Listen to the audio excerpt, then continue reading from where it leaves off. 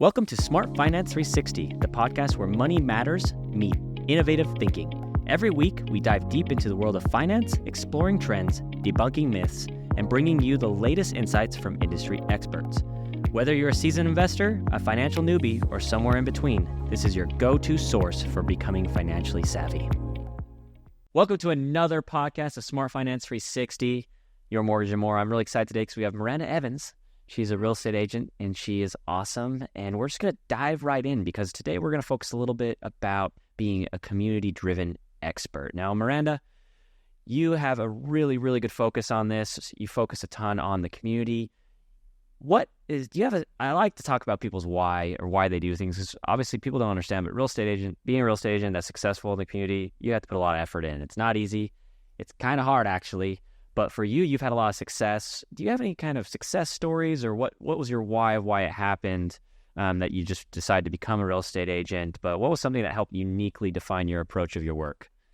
You know, I've been in real estate for almost 4 years now, and something that happened last year was one of the darkest years that I've had in my entire life. For a lot of people. Or if it wasn't last year, maybe the year before that. Or the year before that. It's been a kind of a grind the last 3 years, but... Yeah. In that dark year, I met an unforgettable young man who was looking to buy his first home. And a little bit about his backstory, he was born with a condition that led doctors and professionals to believe that he would never be self-sufficient. He would never drive a car, and he'd never live on his own. And I will tell you, that closing was a closing I'll never forget. I will never forget that. This is more his success story, but the success for me was being able to walk beside him and go on his home buying journey with him. Yeah. It was an unforgettable experience, and that leads me to my why. You know, it's amazing what you can achieve when you have a good community supporting you. Yeah. Yeah. I mean, especially when you have experiences where you helped change this person's life. I mean, to be able to achieve home ownership is one of the biggest things I think people don't understand. It's a great celebration you should have in your life. Oh, absolutely. You can achieve home ownership, and it opens up so many different avenues for these people. But great experience for you to be able to have that. I see you get emotional on it. It's nice to see that. You know, there's people that do care. Like it's there, and our jobs are grind.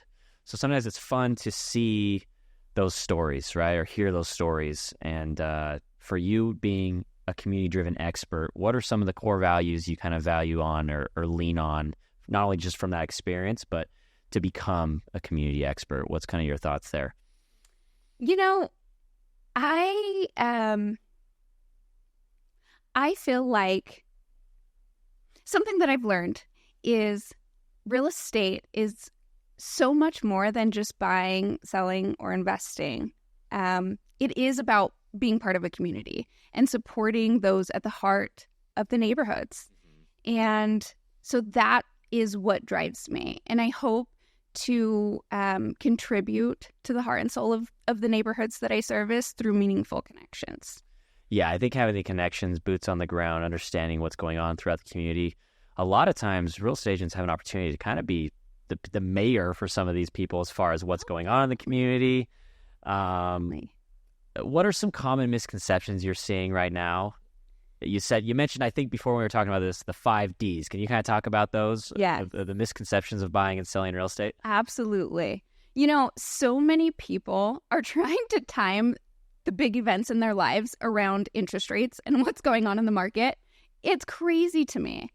So going back to the 5 Ds, one of my favorite realtors on social media talks about these. And that is diamonds, getting married, diapers, growing a family, divorce. Unfortunately, that happens no matter what interest rates are doing. Debt, death, and I think that's all 5. That's it. There. The 5 Ds. Yeah, so that's a way better focus because you're right. People are just focused on interest rates. Interest rates are going to go down and up historically. But you can't really time any of those 5Ds as much. You can't. No. You can try, but you can't. And right now we're seeing a lot of the second D, I would say, when you say diapers. A lot of these people that bought in 2021, 2020 that have these amazing interest rates, they're calling me. They're like, Kyle, I don't like my house. Yeah. What do I do with this? Absolutely. I say, hey, if you want to, I'll teach you. Turn it into a rental. It's a great rental rate forever now. This will be phenomenal. Yeah. But they're like, I want a backyard. I want my kids to be able to play. I don't have one here. Or other people have complained that, it was such a crazy market back then that I had to settle and I didn't really care for this house. So I just settled for the interest rate and I'm not happy.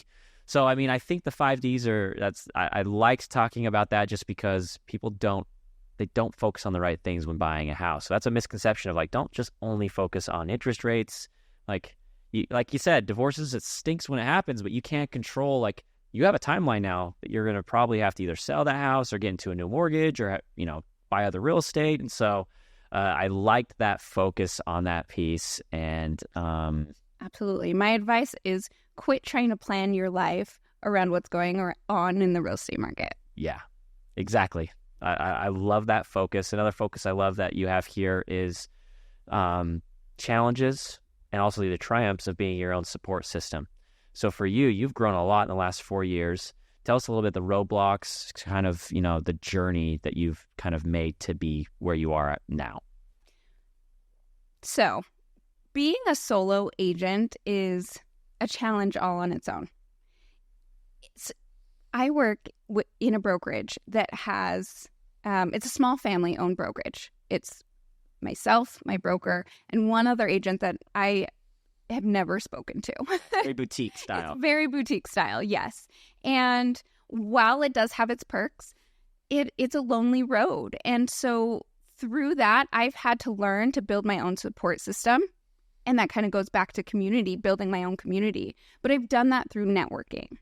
And my network has been my saving grace at times.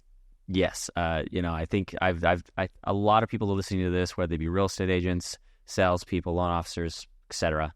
A lot of times, there are different support systems that you have in your life, whether it be your family, whether it be a loan officer when it comes to having a great operations team.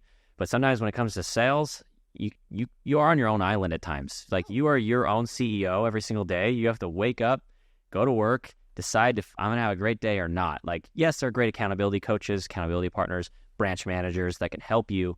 But for you, what drove you every day when you probably didn't have an accountability manager? You just had to go out and do it.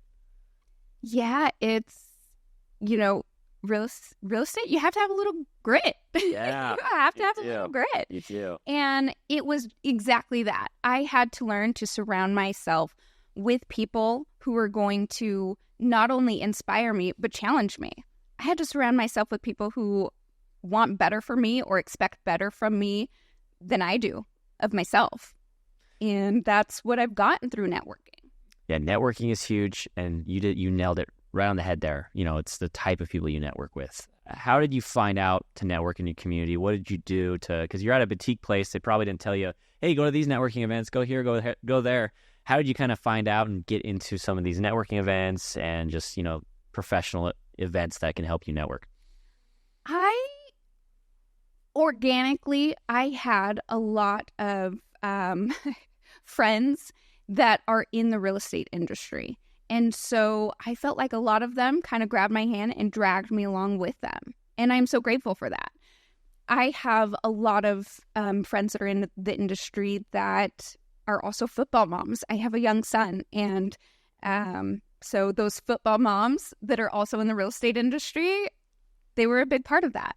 Yeah, that's amazing that you are able to lean into the community of not only just common interests, but things that are going on in your life. Yeah. So I think a lot of people, if you want to do real estate or you want to go in some sort of profession where you can help people with sales, right? With whether it be a loan officer or a roofer or different professions, you got to get in the community. And the best way to do it is, I think, how you did it is an amazing way because you got in the community because not only you're enjoying working with the same type of people that are going through the same journey as you in different areas of life. Like you said, the football moms. Yeah. It's a great way to work with people you want to work with. I'm in the point of my career that I actually get to work with people who I want to work with. Yes. You may not jive well with everyone. You may jive amazing with some. If you jive amazing with those some, please latch on to those people because they make your life so much easier. I remember first in my career, I was always just like, man, this real estate agent says we have a lot of business, but they treat me like crap. But man, I like the money. Yeah. But after time, it's like, this is miserable. I'm sorry. I just can't, I don't jive well. I can't do this. And sometimes you got to let those people go. And then you realize when you work hard and you get into different avenues, you actually can work with people you jive with. So this is great. You also focus a lot on marketing. Any feedback you can give real estate agents to, you got good marketing online. How do you find good marketing material? You mentioned things I like that you said some people try not to be cringy. What are some things that you do every day to spark those ideas to just kind of get out there? Because, you know, everyone's on their phone always. So I like to be on social media, but what's kind of the things that you do? Absolutely. For one, I put money into it.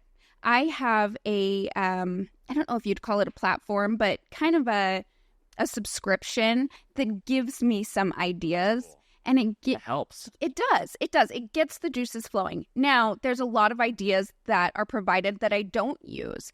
But as long as those juices are flowing, it helps me to open my eyes to the content that's already in front of me. My everyday. So you have to think. Yeah, kind of exactly. Just giving you the thought process first, and then the juices can start flowing. Yeah, absolutely. Well, that's phenomenal. You got great content. Last question I have for you is, how can people reach out to you? How can they follow you on, what's your handles on Instagram and social media? On social media, I'm Miranda of Real Estate. So it's Miranda _ real estate, one word. That's on Facebook and Instagram. And then I'm also on LinkedIn, just under Miranda Evans. Perfect. Well, Miranda did a great job. My call to action here is please dive into community and become a driven expert in that community. Do what Miranda did. She was able to lean into her community, and she's absolutely crushing it. And thanks for coming on the podcast. Thank you. Thanks for having me. This was a blast.